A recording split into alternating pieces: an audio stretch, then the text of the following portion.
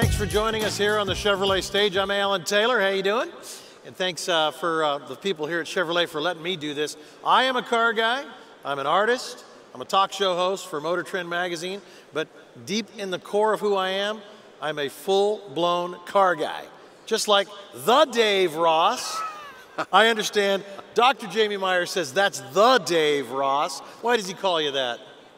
I don't know. Well, you're going to have to ask Jamie because he chases me around all the time calling me the Dave Ross. It's kind of fun. You know, we have a great team and we're all buddies. You're the design manager for all these show vehicles here at Chevrolet. Yeah, I've been doing this for a while. I'm probably I've been coming to SEMA for a long time. And all these cars are kind of my babies. We have a great team of guys that I get to work with and help them out and do whatever I can to get these cars all pulled together and bring this fantastic car look to the show.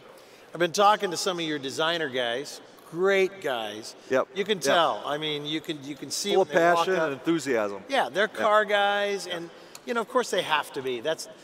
What you're doing is tapping into the consciousness, the flow of consciousness. And the one guy was saying to me, I put my headphones on, I crank my music, and then it just starts to flow. And you know, you can almost see that. I'd love to do a video on that to show what that looks like, how the in fact, he's always fun because I try to go up to talk to him and he's got his headphones blaring and I almost have to like bang the desk and like shake him to get his attention. No, yeah, you know what? Something ugly will come out. Don't do that. Let him do what he does. Right, yeah. So, yeah, they're all great fun.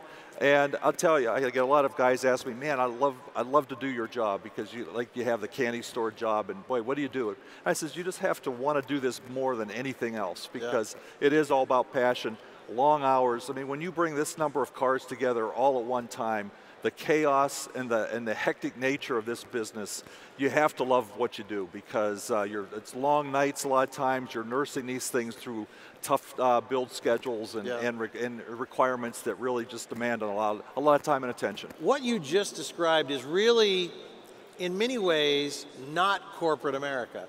And in many ways, it is.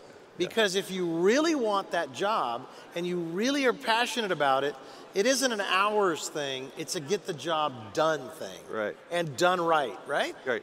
Well, it always amazes me because everybody thinks of GM as this gigantic monster of a company, but there is like this handful of people that do this stuff. There's a lot of people, and everybody has specific functions, but within each one of those functions, there's only a handful of these experts that are really good at doing this and have the temperament and the enthusiasm and the passion to see it through and do it well. So with your job as the design manager, you have a big team that you look over. I'm going to ask you a bit of a hard question, and I hope that you can answer it because personally, as a guy who cares about design to me is, you know, that's everything. That's what gets people to come in. Sure is. And then engineering, and of course, is very important as well, but the design is off the street, right? You don't see the engineering until you're standing in the showroom and getting the pitch. But what about the future of design? How do you keep designs great moving into the future? And I know you're doing it, but I'm just curious, you know, how do you look at that? Well, you know, it's fun because there's a dynamic, and when you're doing this every day, and you're involved and passionate about the industry and design in particular, you know, inspiration comes from so many different sources. And I